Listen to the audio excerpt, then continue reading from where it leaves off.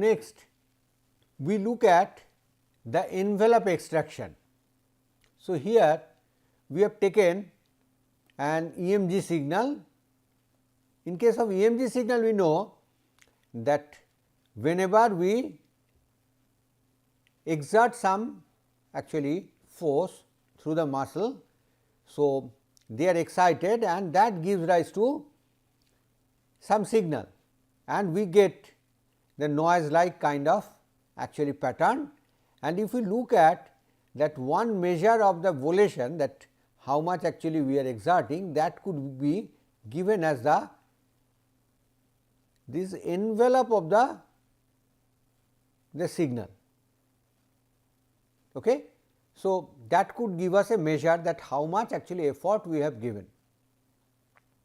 Now, if we look at the EMG signal, the main components are within say 200 hertz, some components are there going up to 1000 hertz, but if we look at the envelope, the maximum frequency could be of 20 hertz.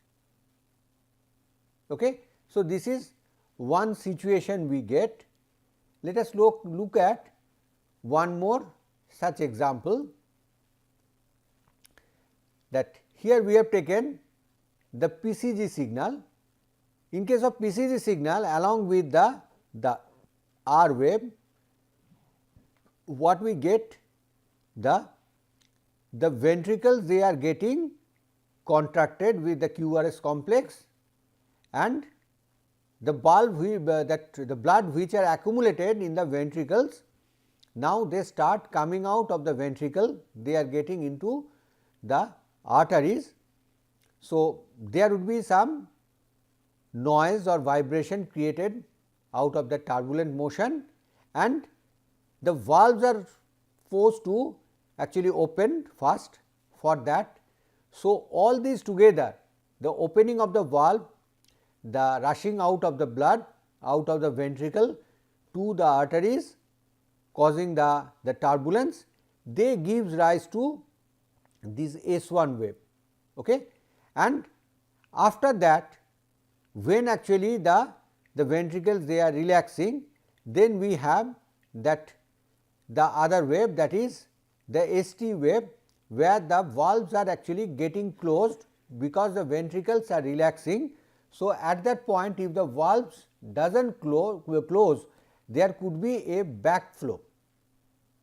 Okay. So, just to make sure there is no backflow, that this part, that there is a that closing. So, that gives rise to the signal S2.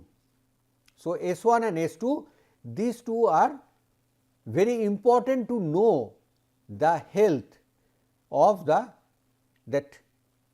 arteries at that point and whether the valves are properly closing or not. So, one measure that how much noise it is creating can again be the some kind of envelope of the signal, and again what we get compared to that the frequency of the S1 and S2 wave, these envelopes should be much more low frequency. So, how actually we can extract them for our purpose, that comes as a challenge.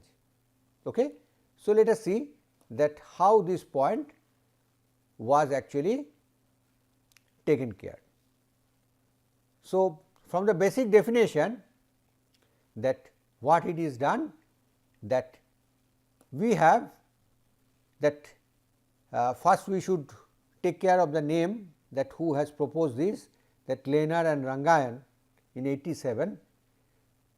So, what they suggested to make use of this the basic definition of envelope, which suggests we should take the absolute value of the signal, integrate it over the time and take the average to get actually the envelope. So, what is suggested, that we should take a MA filter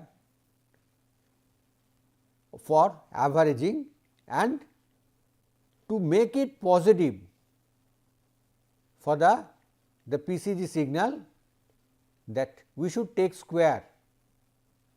Okay. So, we should take MA filter on the squared value of our PCG signal. So, that was the suggestion proposed by the Lehner and Rangan. So, they told about a small MA filter which can accumulate the energy which is positive, because the purpose of taking the absolute value or the energy is the same, that because the signal is oscillatory, that if we do not force it to make positive, they will cancel, their contribution will cancel each other when we accumulate them. So, either we have to take the absolute value or we need to take the square, and Lehner and Rangan, they took the strategy that we should take the square, and the weight actually they have taken, it is not the simple MA filter. They have taken a window which is a triangular window. Okay. So, the latest point, that n, the value would be maximum, and then it should actually go to 0. So, it would be having a tapered one, that means the most recent actually values or most recent points, they will contribute the most, and the one which are far in the past will contribute less. But contribution of multiple points are required to do the low pass filter. Without that, we will just get the contour of the signal itself. Okay. So, we do not want that, we want that envelope, and for that this strategy is needed. So, for the PCG signal under consideration, it was actually sampled at that you can say about 1 kilohertz, 1024 hertz, and they found that m equal to 32 is sufficient for that. Okay. So, with that Lehner and Rangan, they proposed first to actually get the envelope and make use of that as an energy of the activity, or to measure that how much actually energy is present in S1 and S2.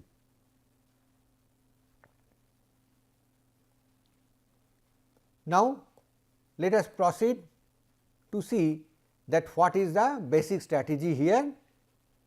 First, we should have a rectifier here, because the signals are oscillatory.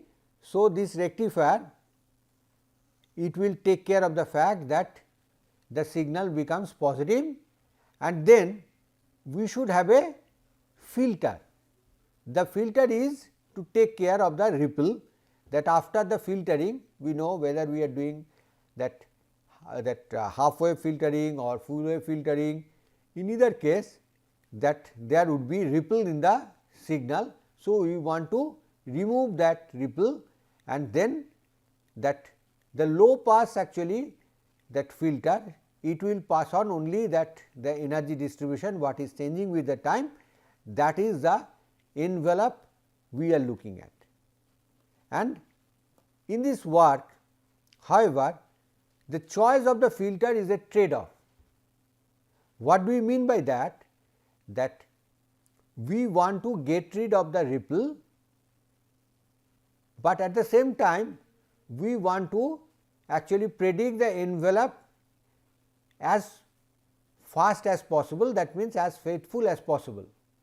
Now, if we suppress all the high frequency terms, if we remove them very drastically, what will happen?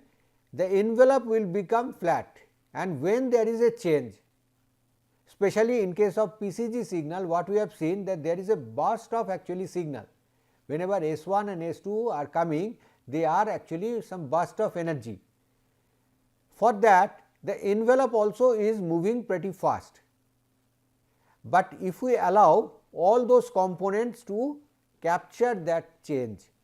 A part of the ripple signal also is actually creeping in, and that is riding on that envelope. So, that does not give us a actually good feeling.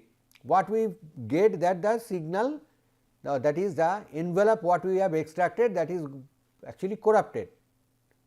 So, where would be that cutoff frequency of that low pass filter is a very crucial choice, and most of the cases you need to manually actually tweak that thing to get the best result. So, that is the challenge we are talking about in this case.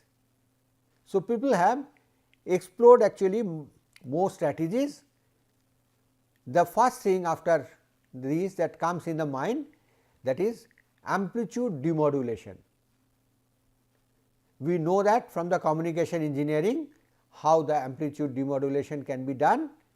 If you have a signal that is in the form that observed signal is yt, which is nothing but that amplitude modulated signal, where st is the signal of interest and cos omega t is the carrier. In that case, if we are interested in the xt, which we are taking as the envelope, we need to remove the carrier signal. So, for that what we can do, first we go for the synchronous demodulation. In case of synchronous demodulation, what we are actually assuming, that we know that the carrier wave, the carrier frequency as well as the phase, that should be known in the receiver. So, as we know that, we can make use of that to demodulate the signal. Okay? Demodulating the signal, the purpose is to actually find out the xn from the yn. Yn is given, from there we need to find out the xn. So, for that what it is done, that by demodulation, that we have taken that demodulated value xd, the first part, that we multiply it, the observed signal or received signal yt with that same carrier frequency at the same phase.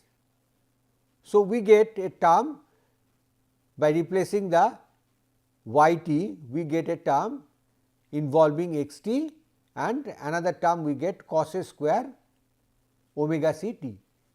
So, now the cos square term, it can be represented as that in terms of that the two parts involving one and other part is cos 2 omega c t. So, by that what we get, that out of this signal xd, we have two parts, one is at the baseline and another is modulated at twice the carrier frequency. Now, if we do the low pass filtering to remove this part, we are left with the scaled version of the demodulated signal or the signal of interest, that is xt, only a scaling has come. So, that is the way that we can actually get the demodulated signal using the synchronous demodulation. Now, that the low pass filtering again, that is a crucial choice, but what is actually interesting here, that here as the carrier frequency we are getting the twice of the carrier frequency, the gap between that modulated signal and the modulating signal, that gap has increased. So, that makes the job a little easy. However, here one crucial thing we need to keep in mind, we need to get very accurately that what is the carrier frequency and what is the phase of it. If we have some error in that, it can actually lead to the problem. So, that the people that instead of synchronous averaging, sometimes they look for the other one, which is called the asynchronous demodulation.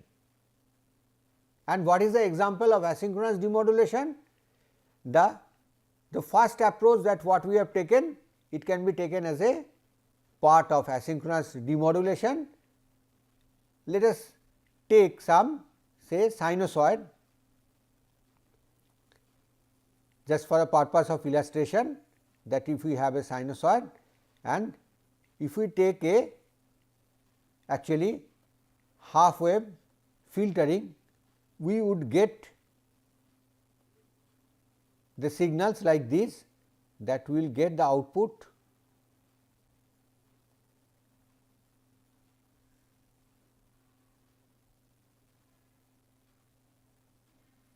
in this way.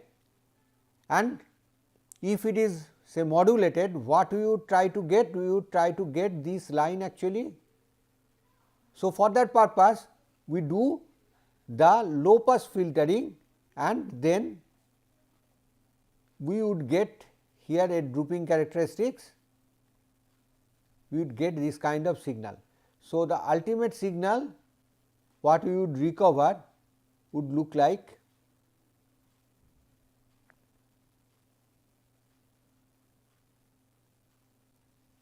in this way.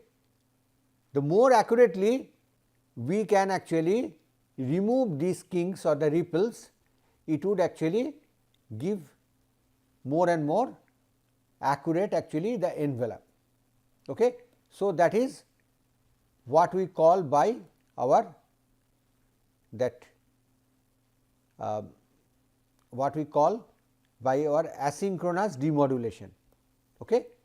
So, that is the other technique which can compete with the part, but in this case we need to either make it positive by filtering, or by adding a DC bias we can also do that. Okay. That if it is a positive signal, we can still do that and then try to remove that actually ripple out of that, and we can actually get the envelope in that way. Okay.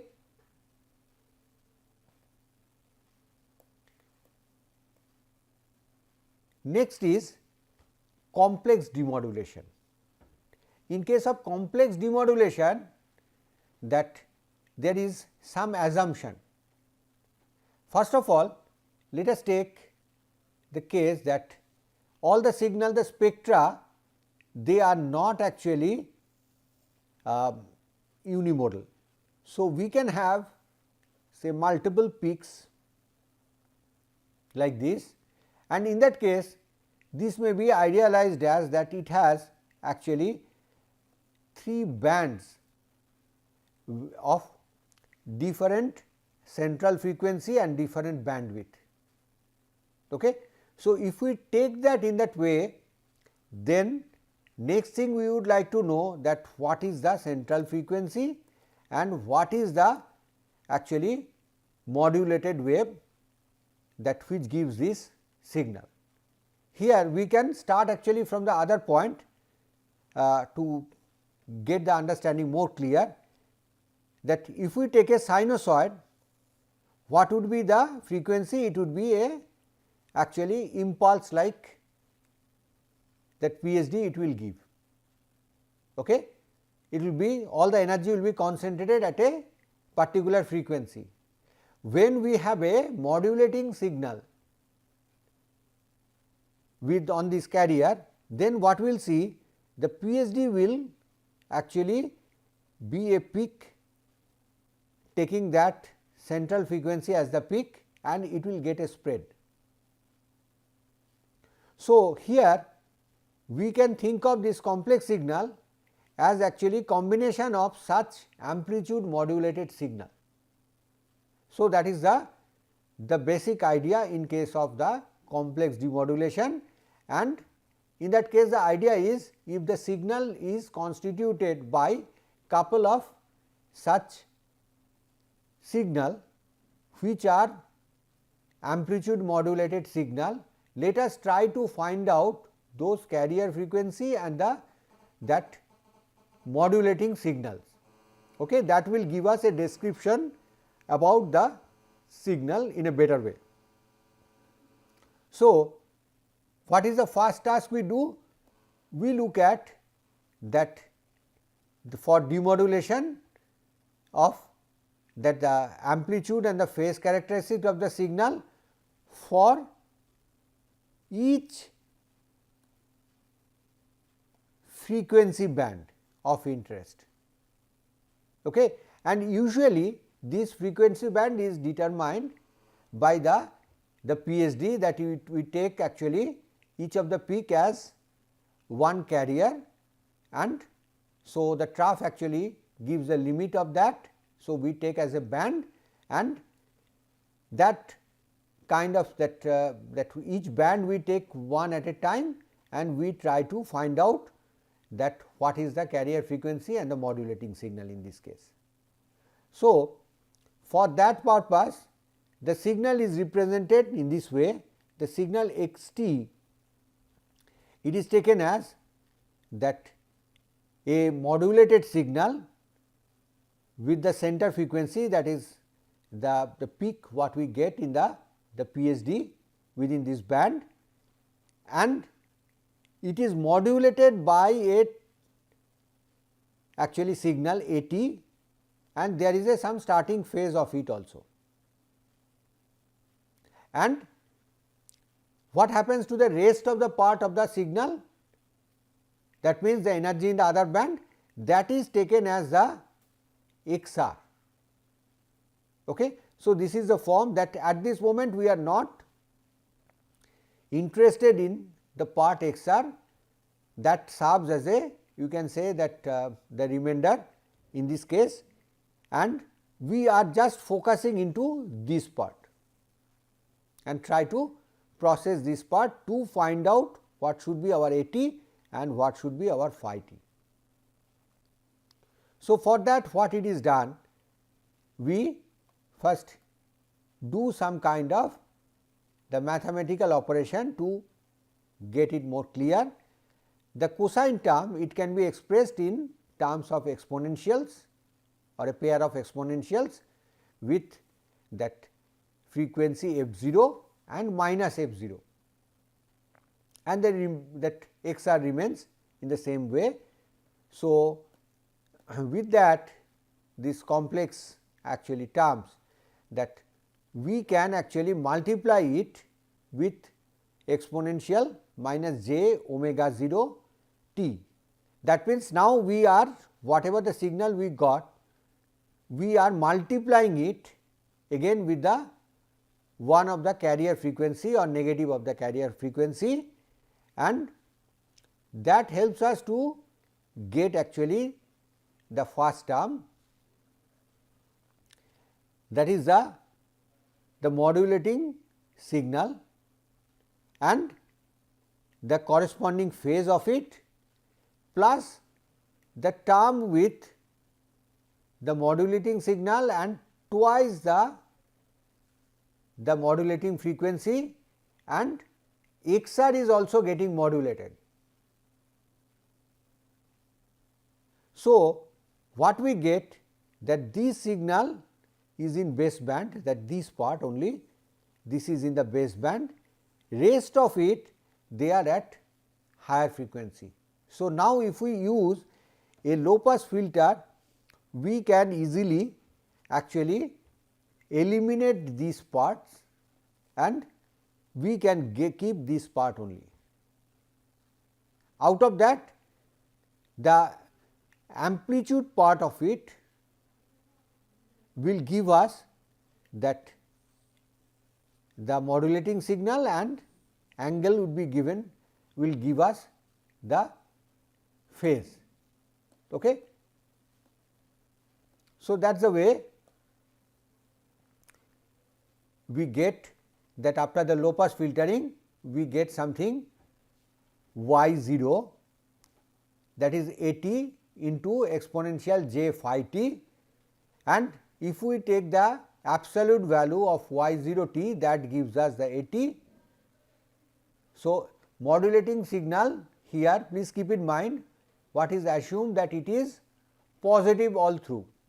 So, if your signal was really a oscillating signal where the values are going to be negative, you would get only the part which is actually positive, and the negative component, it would be rectified and we will recover that part.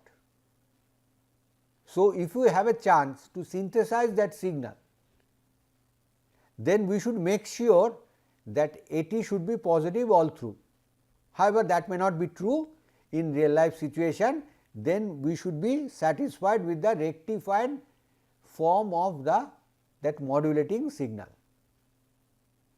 And if it is a simple wave, that the phase, instead of becoming the time varying one, it should be a constant, for a simple example. And by that, actually, that in this operation we have found the result of one particular band. We got the modulating signal and the phase of a particular band. Now, once this part is removed, that whatever we had as XR having the related that remainder of the energy, it is containing actually that energy of the other bands. So, we should work on that XR. That means, after finding out the AT and phi t, we should remove this part, deduct that part from the signal and get that remainder part, and we should work on that part again in the same way to find out the other, that the modulating frequency and the corresponding phase, and we should keep on going in that way to find out that modulating signal for each of these band. So, this process need to be repeated till all the bands are actually covered. So, this method, this has found actually a good application for the heart rate variability and the arterial blood pressure measurement, okay, variability in the heart rate, and along with that how the arterial blood pressure it changes. Okay. So, there this signal is used, and this signal also has been used in other places like for speech synthesis and speech analysis. There are a series of papers by Furui and Sandhi which actually makes use of this principle, and they analyze as well as synthesize the speech with the help of complex AM FM signals. So, now let us proceed to get actually another technique, that is called envelogram. Envelogram, this is actually having a unique idea that they are doing the same thing from a different point of view. This is proposed by the scientist that Sarakady in 1976, and he has actually noticed that we can use of the analytic signal. Okay? We can use of that analytic signal for this purpose. The magnitude of the analytic signal we can take, and he proposed that use of it for the PCG, which we represented by xt, and for that the corresponding analytic signal yt, it can be represented by xt as the real part, and the Hilbert transform of the xt, which is represented by xht as that imaginary part. Now, what is the easiest way to find out that analytic signal?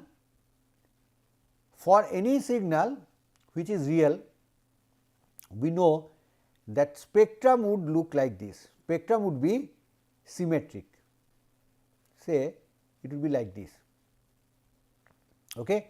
here we should assume that both sides are symmetric, and in case of an analytic signal, however, this part actually we can erase it. For analytic signal, the negative part of the that frequency, it does not have any energy. Okay. So, the corresponding signal in time domain, it would be a complex signal always, and the magnitude of that actually we can make use of it as the envelope. Okay. So, that what we have to do for that, to get that, we need to find out first the Hilbert transform. So, Hilbert transform we can get actually by convolving the signal with 1 by pi t. Okay. That is the direct way of getting the Hilbert transform.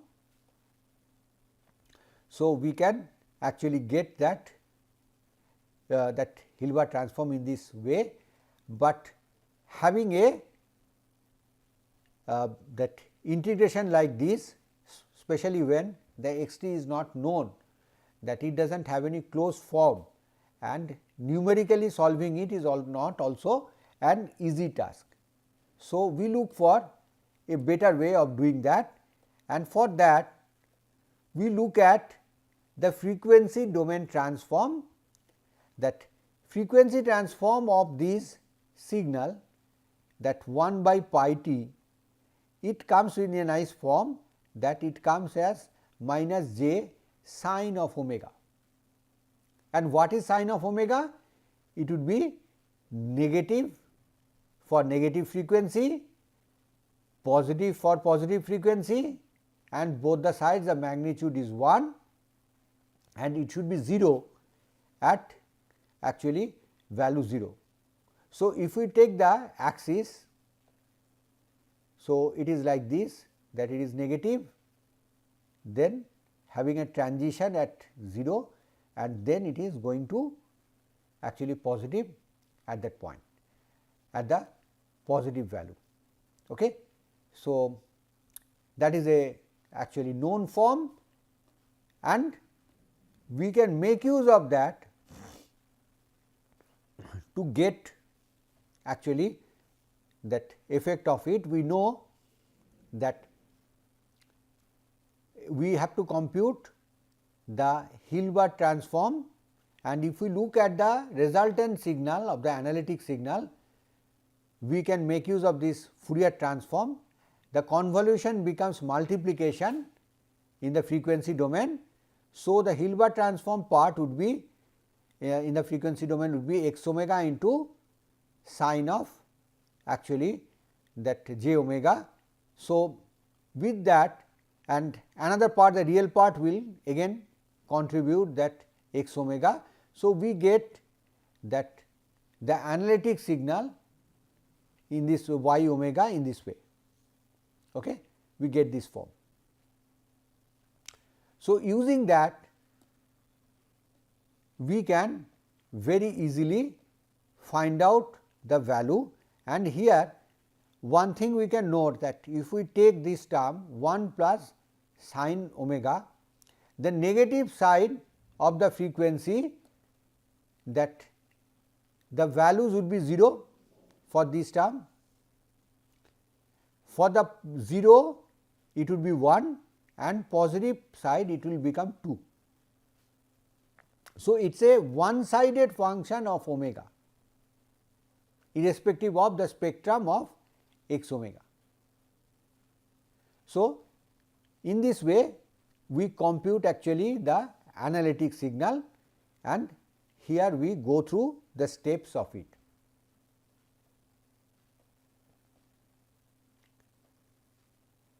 The first part or the first step is we compute the discrete Fourier transform of the PCG signal, because PCG signal is of our signal of interest. It can be any signal which we want to actually calculate the envelope.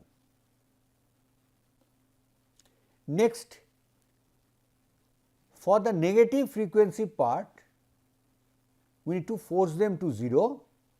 So, for that what we do, that x k, that is the DFT part, we force to 0 for the coefficients which are between n by 2 plus 2 to n. That means, if we have the term starting from say 0 to, or rather let us take 1 to n. So, half of it, this part we are taking, forcing it to 0, okay.